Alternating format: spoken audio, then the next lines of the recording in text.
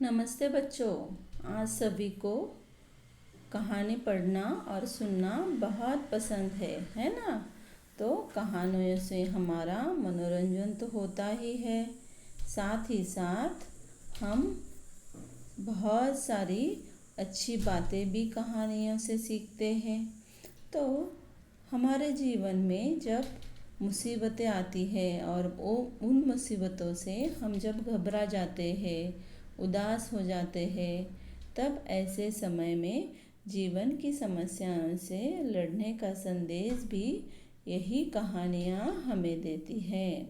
तो इन कहानियों से हमें ईमानदारी, एक दूसरे की मदद करना, सबसे प्रेम करना, मिलजुल कर रहना, कड़ी मेहनत करना, बलिदान आदि जीवन मूल्य भी सीखने को मिलते हैं।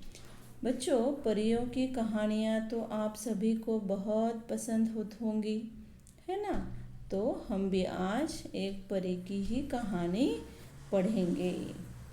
बच्चों देखो, यह चित्र देखकर शायद आपको आप पहचान चुके होंगे कि किसका है यह चित्र। उपहार। जी हाँ, यह चित्र है उपहार का। उपहार यानी कि तोहफा, गिफ्ट, जिसे पाकर आप बहुत खुश होते हो ना। आपको उपहार बहुत पसंद है, गिफ्ट बहुत पसंद है। तो बच्चों, आपके पाठ्य पुस्तक में हमारा जो तीसरा पाठ है उपहार, यह पाठ आज हम देखेंगे कहानी के रूप में। तो चलो सीखते हैं हमारे पाठ्य पुस्तक में से तीसरा पाठ जो है उपहार। एक गांव में ऋत्विक नाम का लड़का रहता था। वह बहुत गरीब था। गांव के पास पुस्तक मेला लगा था। उसने माँ से कहा, मैं भी मेला देखने जाऊंगा।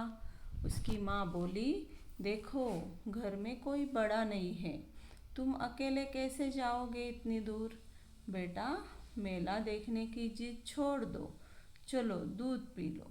अपनी माँ की बात सुनकर ऋत्विक उदास हो गया और एक पेड़ के नीचे जा बैठा। देखो यहाँ पर एक गांव है और इस गांव में ऋत्विक नाम का एक लड़का रहता था।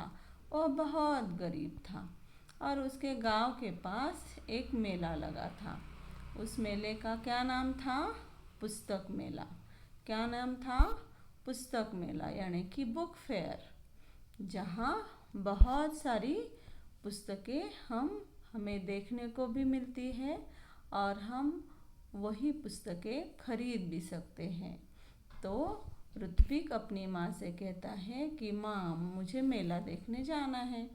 लेकिन माँ उससे कहती है कि घर में बड़ा कोई नहीं है और तुम अकेले तो जा नहीं सकते, इसलिए तुम मेला देखने की जिद छोड़ दो। जिद यानी कि हट, और चलो अच्छा बच्चा बनकर दूध पी लो। और यह माँ की बात सुनकर ऋत्विक एक पेड़ के नीचे जा बैठता है, क्योंकि ऋत्विक बहुत आज्ञाकारी लड़का है। इसलिए वो माँ की बात मानता है और उदास हो जाता है। उदास यानी कि दुखी हो जाता है और एक पेड़ के नीचे जा बैठता है। अचानक उसकी दृष्टि दूर पेड़ों के पीछे गई, जहाँ बहुत तेज रोशनी थी। वह उठकर वहाँ गया। वहाँ सुनहरे पंखों वाली एक परी खड़ी थी। ऋत्विक ने हैरान होकर उस परी से पूछा, तुम कौन हो? वह बोली, मैं परी हूँ, लेकिन तुम यहाँ उदास क्यों बैठे हो? तो ऋत्विक जब माँ से उदास होकर, क्योंकि उसकी माँ उसे मेला देखने नहीं जा देने रही थी, इसलिए वो उदास होकर एक पेड़ के नीचे बैठ गया। और पेड़ के नीचे बैठने के बाद उस पेड़ के पीछे से उसे बहुत तेज रोशनी दिखाई दी। तो उठकर वहाँ गया तो उसने वहाँ पर, यहाँ आपको दिख रही है, यहाँ एक सुनहरे पंखों वाली यानी कि सोने जैसे पंखों वाली उसने एक परी देखी। ऋत्विक ने हैरान होकर उस परी से पूछा कि तुम कौन हो? तो वह परी बोली, मैं परी हूँ, लेकिन तुम यहाँ उदास क्यों बैठे हो? परी का प्रश्न सुनकर ऋत्विक की आंखों में आंसू आ गए। वह बोला, मैं अपने दोस्तों के साथ पुस्तक मेला देखना और पुस्तकें खरीदना चाहता हूँ। यह कहकर ऋत्विक खामोश हो गया। तब परी बोली, इसमें दुख की क्या बात है? यह समझ लो तुम्हारी मदद करने के लिए ही मैं आई हूँ। ऐसा मैं तभी करूँगी जब तुम मेरी परीक्षा में उत्तीर्ण हो जाओगे। तो यहाँ परी का प्रश्न सुनकर ऋत्विक की आंखों में आंसू आ गए कि परी क्या कह रही थी ऋत्विक को कि तुम यहाँ उदास क्यों बैठे हो? ऐसा परी ने ऋत्विक को प्रश्न किया। तो ऋत्विक रोने लग गया और वह बोला कि मुझे तो मेरे दोस्तों के साथ पुस्तक मेला देखने जाना था, वहाँ मुझे बहुत सारे पुस्तकें भी खरीदनी थी।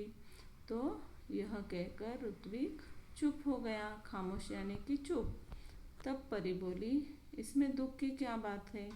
मैं तुम्हें पुस्तक दिला दूंगी या पुस्तक लेने के लिए मैं तुम्हें मदद करूंगी, और ऐसा तभी करूंगी जब तुम मेरी परीक्षा में उत्तीर्ण हो जाओगे, पास हो जाओगे।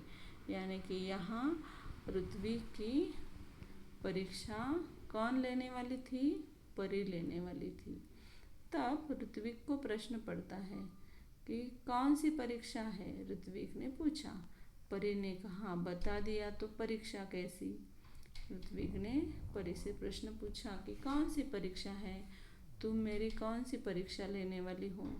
तो परी ने कहा कि अगर मैंने तुझे बता दिया कि क्या परीक्षा है तो परीक्षा रहेगी क्या? वो नहीं रहेगी। यानी कि मैं तुम्हें अभी नहीं बता सकती कि मैं तुम्हारी कौन सी परीक्षा लेने वाली हूँ। ठीक है, ऐसा कहकर ऋत्विक वहाँ से चला गया। अभी वह कुछ दूर ही गया था कि उसे रास्ते में गिरी हुई एक पोटली मिली। ऋत्विक को यह विश्वास हो गया कि लाल रंग की इस मखमली पोटली में कोई कीमती चीज़ होगी। उसने उसे खोलना चाहा, फिर सोचने लगा, जब यह मेरी नहीं है तो इसे खोलने का मेरा हक नहीं है। ऋत्विक ने पोटली नहीं खोली। तभी किसी की आवाज़ उसके कानों में पड़ी, बेटा, मेरी पोटली गिर गई है रास्ते में, क्या तुमने देखी है? तो परी अब ऋत्विक की परीक्षा लेने वाली थी। यह बात ऋत्विक के ध्यान में आई और ऋत्विक वहाँ से ठीक है कहकर चला गया।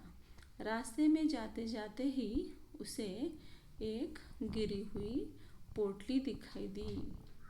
पोटली यानी कि बहुत सुंदर सी वो बैग थी। तो वह पोटली उसे दिखाई दी, और यह जो लाल रंग की मखमली पोटली थी वह बहुत सुंदर थी, और सुंदर होने के कारण इसके अंदर बहुत बड़ी कीमती चीज़ होगी, इसका अंदाज ऋत्विक को आ गया। ऋत्विक को बहुत लगा कि इस पोटली को मुझे खोलना चाहिए, और वह सोचने लगा। लेकिन इसे ऋत्विक के यह बात ध्यान में आई कि यह पोटली मेरी नहीं है तो इसे खोलने का हक भी मेरा नहीं है, और इसलिए ऋत्विक ने यह मखमली पोटली नहीं खोली। तभी किसी की आवाज़ उसके कानों में पड़ी। क्या पड़ी? कि बेटा, मेरी पोटली गिर गई है रास्ते में, क्या तुमने देखी है? ऋत्विक ने पूछा, किस रंग की थी?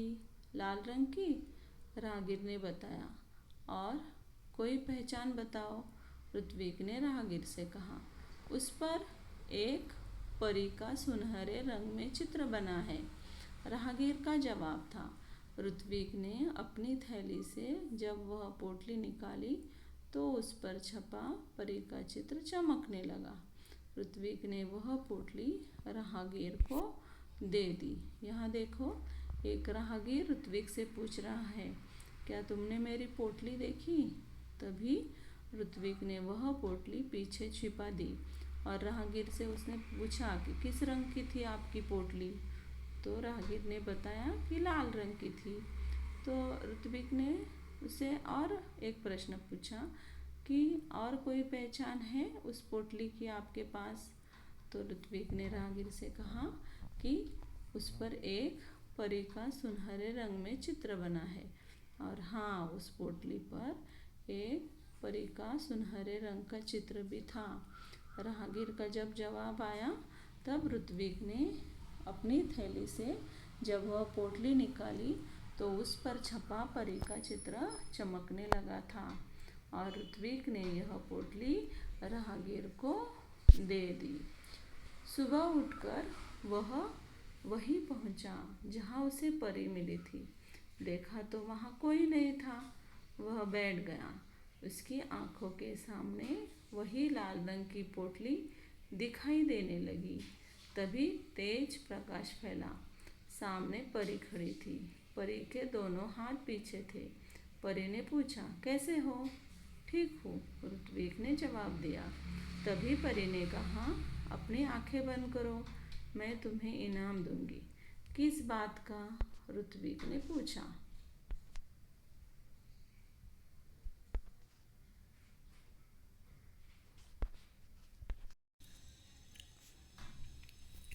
यहाँ देखो, यहाँ हमें पोटली दिखाई दे रही है।